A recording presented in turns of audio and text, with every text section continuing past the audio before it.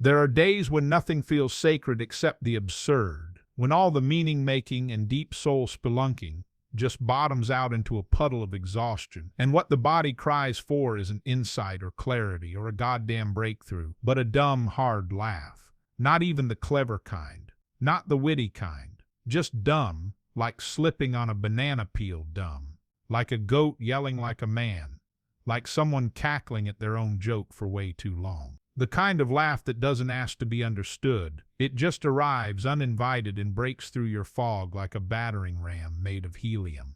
Why do we crave it? Because dumb laughter does something that even prayer can't always do. It cuts the cord of seriousness, cuts the loop of analysis, cuts the internal monologue that's been gnawing on itself for hours. It opens a portal, a pressure valve, and for just a second, the ache goes quiet, and in that stillness there is joy. Not the kind you can write about in a serious essay, the kind that makes you snort, the kind that makes your stomach hurt because your diaphragm forgot it wasn't training for the Olympics, the kind that leaves you wheezing, cheeks wet, friends staring. If you've ever had that kind of laugh with someone, you remember it. You don't even need to remember the joke, just the sound, the moment. The complete, total, body-level agreement between two humans that right now this is so stupid it's holy. We need that. Even more when everything feels important.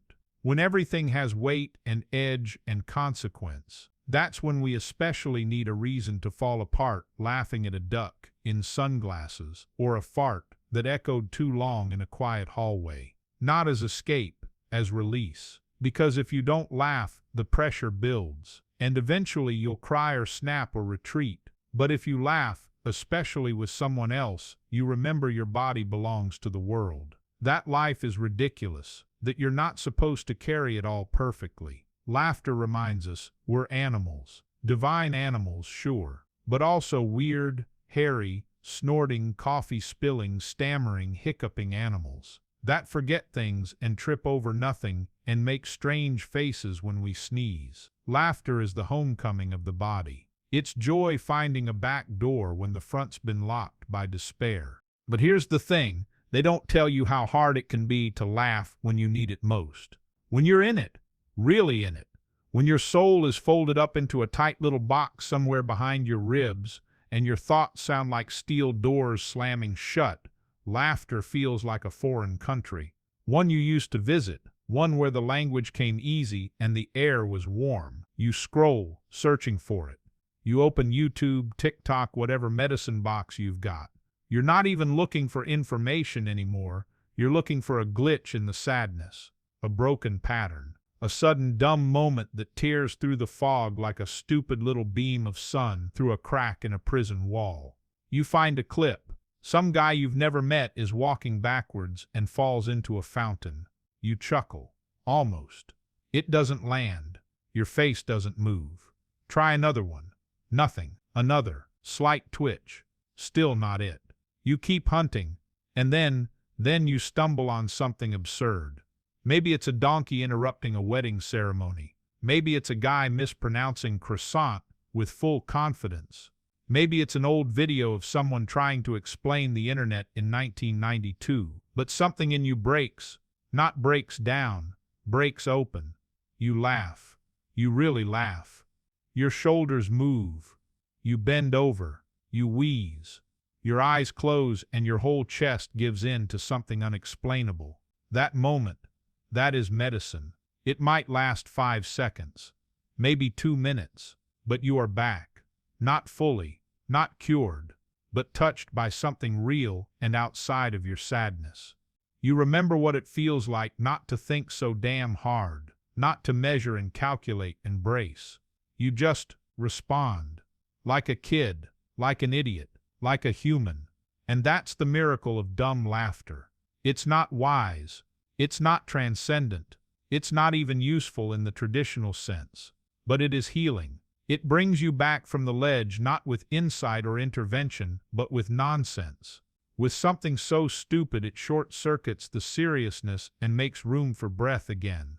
There's this strange dignity in letting go enough to laugh at something dumb. It means you're not too self-important to collapse. It means your inner critic can be put on mute, if only briefly. It means your soul, stretched and frayed and sore, still has elasticity left. That's something. We underestimate how much dumb laughter is actually wisdom in disguise. The wisdom to know, I can't carry this anymore. Not like this. So I'm going to drop it all just for a moment. I'm going to laugh like a fool, because being a fool might just be what saves me tonight. Laughter, the dumb kind especially, doesn't solve your problems. That's not its job. Its job is to remind you that you're still a person, that there's still something inside you that moves, that you're not machinery built only to endure. You're not just a structure for surviving pain, fulfilling obligations, or managing existential dread. You are alive. You are absurd. And you deserve, once in a while, to be an idiot on purpose. It's okay to admit it. Things are ridiculous. Life is mostly ridiculous. You ever really think about it? Shoes, restaurants, dating apps, paperwork, arguments with strangers in the comment section, aliens, probably, watching this planet like it's bad cable television. The whole damn thing is strange. And sometimes the only sane response is to laugh like an imbecile until your ribs hurt. That's holy work, if you ask me. But laughter's power isn't just in its suddenness, it's in what it displaces, in the quiet that follows it. That sweet little moment after you've laughed, when the chaos inside you goes still, it's not peace, exactly, but it's close. It's like catching your breath after nearly drowning. It's like saying to yourself, maybe I'm okay for another 10 minutes, and 10 minutes can be everything. Because sometimes you're not trying to be healed forever. You're not looking for transformation. You're just trying to make it to the next room, to the next hour, to bedtime. And dumb laughter might be the only ladder you've got for climbing out of that dark pit. No steps, just rungs of idiocy, memes, bloopers, misheard lyrics, goat videos, cats knocking things over with no remorse. And somehow those rungs hold. They hold. So yes, if you're asking me, if it's worth the trouble to find a laugh, I say yes. If you've got to dig through hundreds of clips, rewind an old movie, sit through a dumb podcast, call up your goofiest friend, and listen to their long, winding stories about absolutely nothing, then do it. Laughter may not fix you, but it'll keep you. And sometimes, on the hardest nights, that's all you need.